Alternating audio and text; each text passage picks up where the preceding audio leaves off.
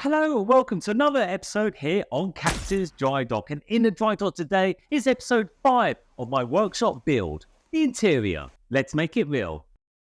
The structure is completely built, secure and importantly watertight. Now it's time to make it the perfect zen environment for me to make cool stuff in. The builders gave me a choice of saving money by having the interior walls exposed, leaving the OSB board texture that makes up the structure. Now, a lot of workshop builds that I've seen do have this effect, and some people even paint it.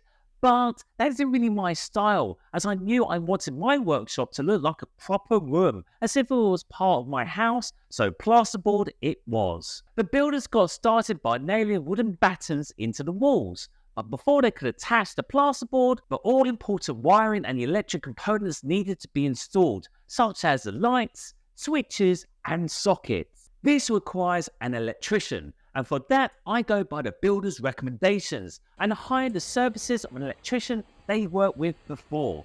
This I find is a really good thing, as it means that the project will continue to run smoothly, as it avoids any clash of personalities, as they will be getting under each other's feet, putting everything together. Now I know it sounds geeky or even anal, and not in a good way, but to help the electrician, I printed off 1:1 scale images of all the electrical components I took from Google Images and stuck them with sellotape where I wanted them installed. Now, there is a method behind my madness, really. This really helped me work out how I was going to use the space before committing. Also, it would help the electrician know exactly where I wanted everything without me breathing down his neck. The main thing every workshop needs is plenty of plug sockets, and I feel you can never have enough of them. Also, light is really important to me. The room needed to be well lit, and I know it sounds odd, but I also wanted to control the lighting to set the mood using Wi-Fi bulbs. That's right, the workshop was going to have its own Wi-Fi router. So after a big shop, I ordered 8 double sockets. Now, I was contemplating having sockets that have USB connections as well, but technology changes so fast, and I didn't want to commit and end up having to replace all of them with USB-C or whatever it is years from now. 6 interior spotlights. Each pair would have its own light switch. 6 exterior Wi-Fi spotlights, light switches, a fuse box, 2 external Ring security cameras, and an extractor, like the type you see in bathrooms, as this would help evacuate any fumes from the 3D printers and laser cutter. And also a Wi-Fi router. The builders could then entomb the wiring behind the plasterboard and then plaster it to give it a nice, smooth finish. As I wanted my workshop to be like a Formula 1 workshop, clean and light, I felt it was really important to design my environment that makes me feel good to work in. Although I didn't want it to be too sterile with no character. Also, I had to bear in mind that I would be making YouTube videos like this, so it had to look exciting and welcoming, which I hope you found this is. For research, I looked at YouTubers that I follow and looked closely at their backgrounds and the decor of the room that they film from. Then I remembered seeing this guy. He makes technology review videos, and he did one video from a white room with red flooring that was broken up with a dark grey skirting board. And I loved it, which was strange as the red floor is so bold, but I really wanted to get away from something boring as I wanted the decor to be stimulating. First, I painted the skirting board as it was a dark colour and any mistakes would stand out if I had already painted the walls white. Side note, OMG,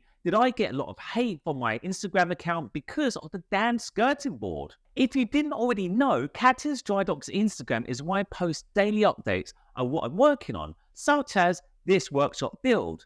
And in one daily reel, all I'm doing is filling the gaps of the skirting board before painting.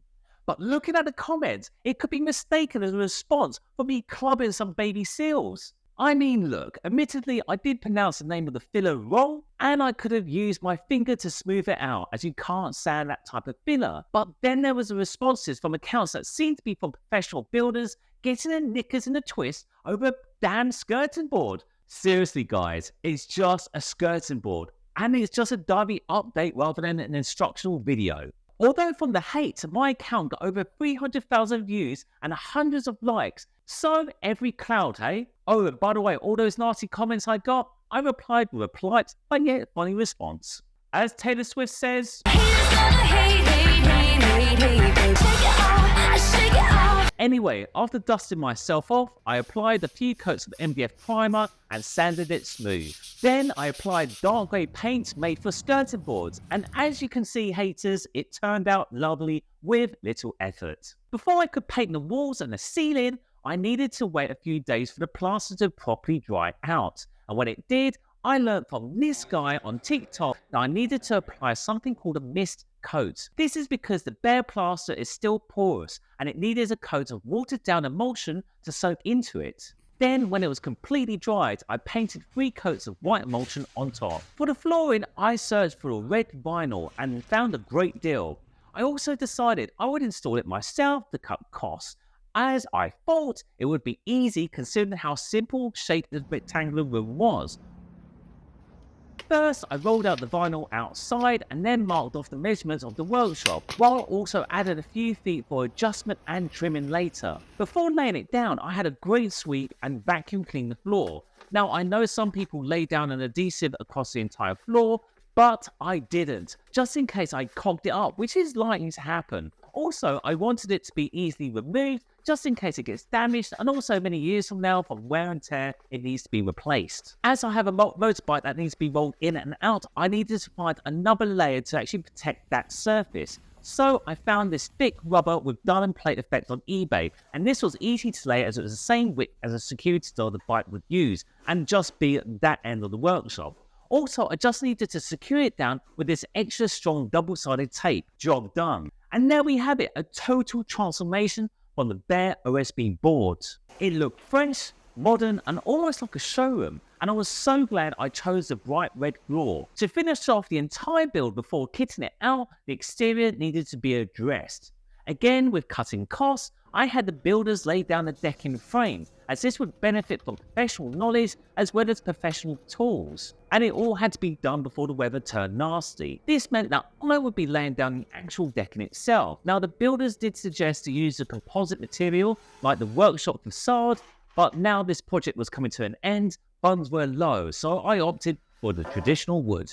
To weatherproof it, I first laid down a special tape on the frame to preserve it, and then varnished the entire decking with a special varnish to add it grip. As the amount of times that I've almost cracked my head open when slipping on wet decking, it was a lesson I learned. To get on the decking, I didn't like the idea of steps, so I wanted a ramp that had a smooth gradual gradient. This made it a natural transition from the main garden. Now, I was going to add several ugly lengths of grip tape to the ramp, but I found that the same varnish was so good at gripping, even when soaking wet, that I didn't need it. Also, it looked a whole lot better. And there we have it, a fully completed structure ready to turn into a workshop of my dreams. In the next and last episode, I'll be flying solo and let loose and fitting the structure out with the latest tech, and of course, being a man cave, or to be PC, a non-binary cave, a beer fridge. Until then, if you can do the whole YouTube thing of liking and subscribing down below, I'll be so grateful. In the meantime, my name's John Child,